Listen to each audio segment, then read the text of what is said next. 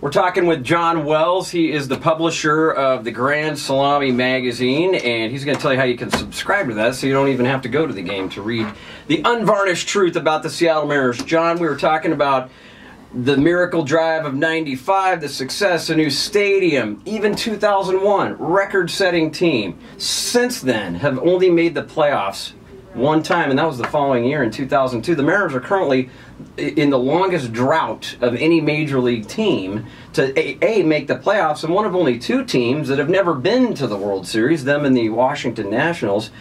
Jerry Dipoto comes in. Howard Lincoln finally lets go a little bit and brings in Kevin Mather to kind of run the team. He fires Jack Zarensik, hires Jerry Dipoto. Dipoto has flipped that roster over by 50%, and here we are a week away. What's your take on this regime so far? I know it's early, but how do you think the Mariners are doing as far as getting the ship righted?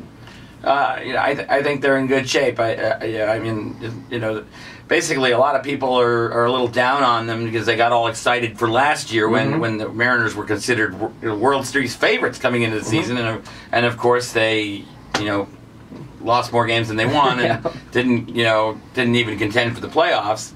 But basically, I've been saying for years, that I'm tired of the Oakland A's and Billy Beane kicking the Mariners' asses for the last 15 years on a payroll that's typically less than half of the Mariners' payroll. Right. And the Mariners have this great financial advantage, and they've still been falling behind. Somebody that's spending so much less money. So I think Dipoto is finally the Mariners' answer to Billy Beane. Okay. He can bring in lesser priced players and get value out of them, and then Seattle can use their financial clout from Safeco Field and their television deal. Right. When they need a free agent or when they want to keep their own players, because as you know, the A's rarely are able to keep their players. Right. We locked up Kyle Seager. We signed Cruz and Cano and Felix, of course. Felix, of course, and and hopefully there'll be some more young players following on the trail of Seager that will be worthy of getting $80-100 million deals, to retain them instead of letting them leave as soon as they can, like happens to a lot of the small market clubs. Okay, let me put you on the spot. 162 games. Where do you see the Mariners being as objective as I know you can be? Where do you see the Mariners at the end of the season? I think it's right in there, potentially 85 to 90 wins. I think they don't have a ton of holes. The bullpen is the major weakness. Given they basically have to rebuild the entire bullpen from last year. The only holdover is Charlie Furbush, and he's injured. Yeah, and he's hurt.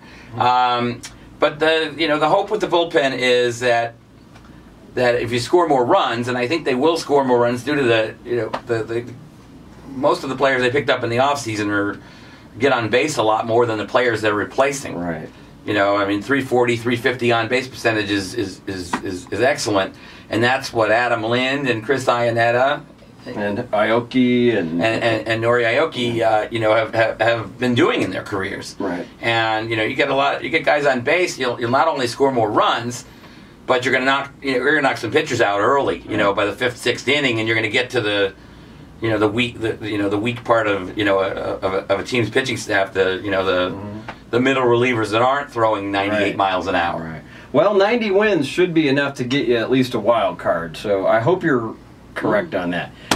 We did want to, in fact, I don't have this issue, so can I keep this? Of course. This is after Hisashi Iwakuma, who was re-signed through his no-hitter. John, I love your magazine. You do a great job. In fact, if people would like to get this delivered straight to their doorstep, how can they go about doing that? You just go to www.grandsalami.net, and there's a link right on there to subscribe. And there's also a link for back issues and showing all the issues we've done in the 21 years we've been publishing.